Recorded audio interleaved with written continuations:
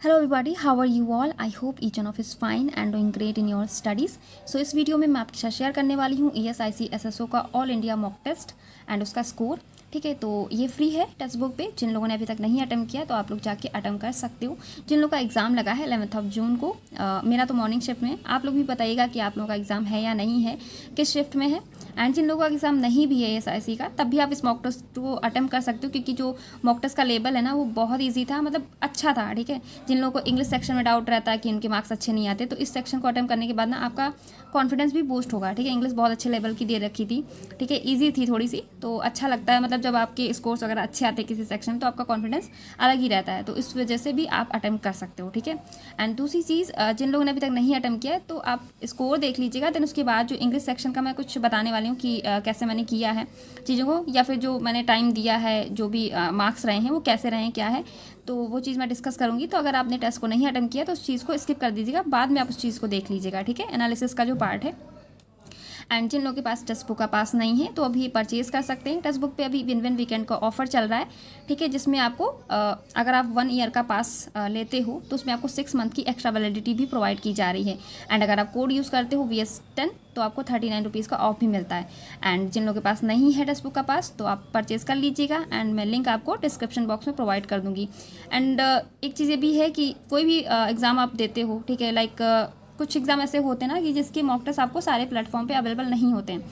ठीक है, लेकिन टेक्स्ट बुक ऐसा प्लेटफॉर्म है जहाँ पे आपको सारे मॉक टेस्ट अवेलेबल हैं। मतलब जिस भी एग्जाम की आप प्रिपरेशन करो, सारे एग्जाम के मॉक टेस्ट आपको यहाँ पे मिलेंगे। ठीक है, चाहे टॉपिक वाइज हो, चाहे सेक्शनल टेस्ट हो। ठीक है, तो सारे मॉक टेस्ट भी हैं, टॉपिक टेस्ट भी हैं, सेक्शनल टेस्ट भी हैं। तो प्रैक्टिस के लिए मटेरियल की कोई कमी नहीं, एंड कंटेंट भी बहुत अच्छा है, अफोर्डेबल भी है, तो आप अच्छे से परचेज कर सकते हो। ठीक है, तो बात करते हैं मॉक टेस्ट के स्कोर की।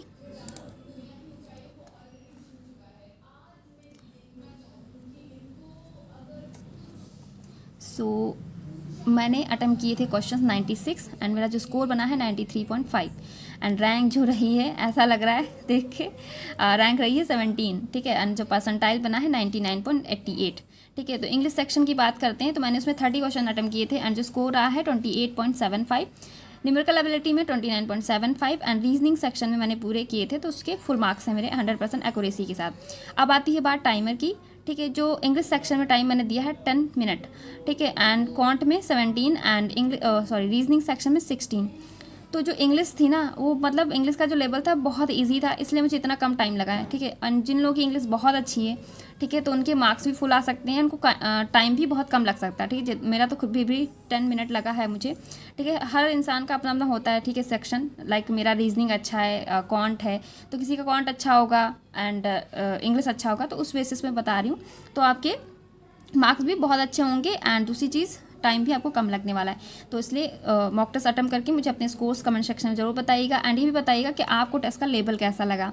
ठीक है, अब बात करते हैं इंग्लिश सेक्शन की, कि इंग्लिश में आया कैसे था एंड इतना कम टाइम कैसे लगा, क्योंकि काफ़ी लोग डाउट करने लगते हैं। जैसे कि आप देख सकते हो, पहला हमारा स्टार्ट होता है RC। ठीक है, रीडिंग कॉम्प्रिहेंशन। तो उसमें क्या था, कहाँ गया, एक छोटी सी स्टोरी थी, क्यूट सी स्टोरी। ठीक है, कैट और माउस पे। ठीक है, जो कि दोनों एक बेस्ट फ्रेंड होते हैं, कहीं रह रहे होते हैं, तो एक छोटी सी स्टोरी है। ठीक है, कि क्या किस चीज़ पे, जैसा कि आप देख सकते हो कितनी छोटी सी स्टोरी। जो जनरली RC होते हैं बहुत लंबे होते हैं, किसी ऐसी चीज़ पे बेस्ड होते हैं जो ईजिली मतलब हम अंडरस्टैंड नहीं कर पाते हैं, तो उसके क्वेश्चन भी कॉम्प्रिहेंड करने में दिक्कत होती है। ठीक है, तो ये उसके वो कैप्स हैं। ठीक है, तो वो कैप्स भी बहुत ईजी थे। ठीक है, एंड क्वेश्चंस अगर आप देखेंगे तो छोटे छोटे से क्वेश्चंस हैं। ठीक है, जैसा कि आप देख सकते हो, आंसर्स मैं अभी आपको नहीं दिखा रही हूँ। ठीक है, क्योंकि हो सकता है जिन लोगों ने मॉक टेस्ट नहीं दिया है तो देख सकते हैं। ठीक है, बाकी आप इस चीज़ को इसके भी कर सकते हो, टेस्ट देने के बाद ही इस चीज़ को देखिएगा। ठीक है, मैं क्या चीज़ बता रही हूँ।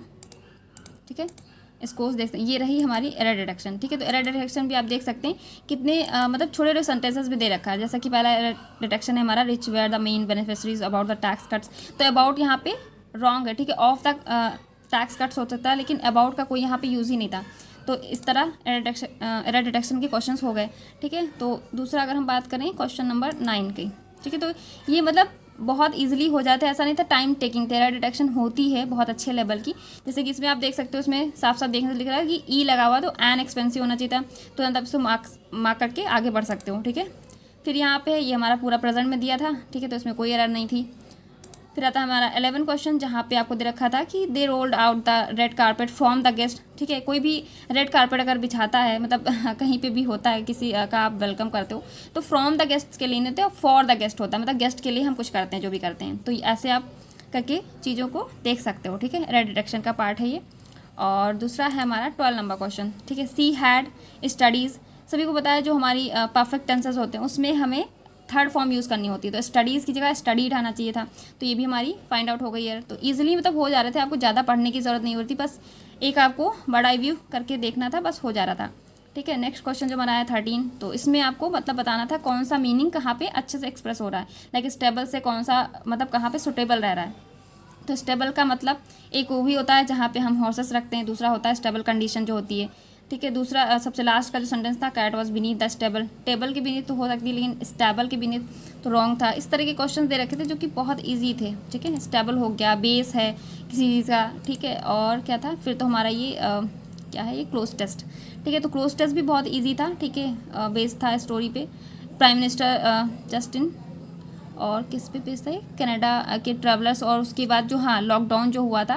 ठीक है, रिस्ट्रिक्शन जो लगाए गए थे वैक्सीनेशन को लेके था, छोटा सा क्लोज टेस्ट था। ठीक है, स्टोरी बेस्ड, तो इसमें भी ज़्यादा कोई दिक्कत नहीं थी पढ़ने में या आपको कॉम्प्रिहेंड करने में कि क्या दिया है, किससे क्या, इसमें क्या मतलब निकल रहा है। बहुत ईजिली आपसे हो जा रहे थे, एंड वर्ड्स भी जो ये बोलते हैं वो कैप्स, ठीक है, वो भी आराम से आपकी फिल हो जा रही थी।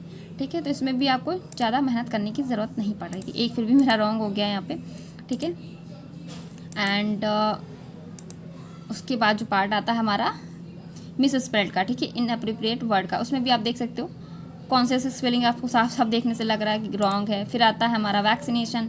ठीक है, यहाँ पे भी आप देख सकते हैं, मतलब बहुत इजीली हो जाती थी इंग्लिश। ठीक है, डेटर्ड साफ सब दिख रहा है, मतलब ये सब चीज़ें। अब उसके बाद आता है हमारा फिलर्स। ठीक है, फिलर्स में जैसा कि है, German police have been for a shelter for migrants in western Germany. तो ऑब्वियसली जो जर्मन पुलिस होगी क्या करेगी, डिस्ट्रॉय तो कर नहीं सकती। ठीक है, शेल्टर के लिए हम क्या करते हैं, कहीं जगह ढूंढेंगे, ठीक है, रहने के लिए, तो सर्च हो जाएगा। इस तरह की चीज़ें हैं, मतलब अगर आप इंग्लिश को थोड़ा हिंदी में मिला के भी कॉम्प्रिहेंड करने की चीज़ों को कोशिश करेंगे समझने की, साथ में मिक्स करके, तो चीज़ें आपको ईजिली समझ में आएंगी।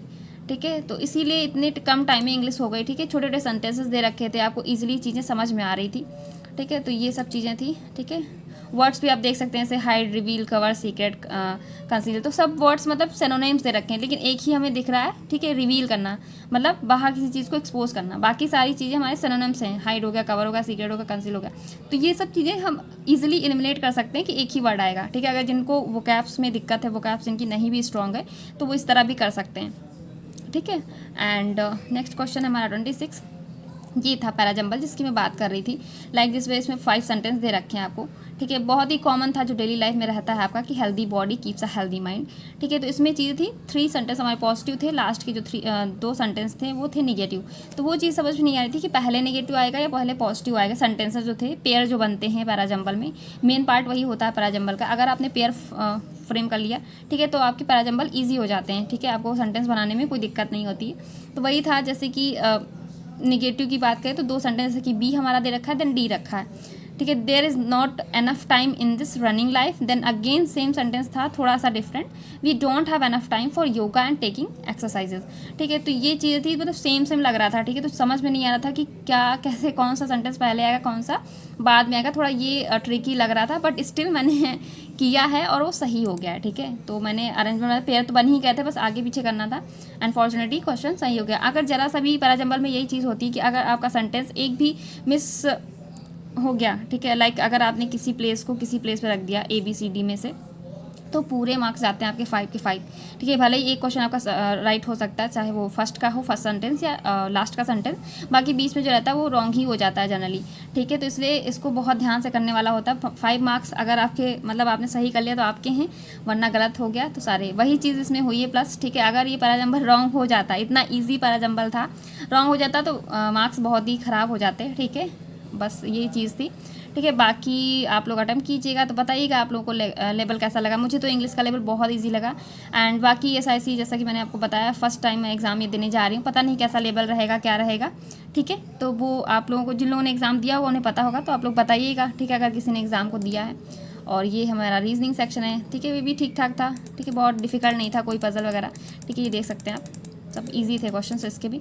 एक पजल थी थोड़ा सा मतलब लेंदी थी, डिफिकल्ट बिल्कुल भी नहीं थी, बिल्कुल भी ट्रिकी नहीं थी, ईजिली मतलब हो जाई थी लाइन टू लाइन जैसे आप पढ़ते जा रहे हो, ठीक है, बिल्कुल भी ट्रिकी नहीं थी, बस थोड़ा सा लेंदी थी बस।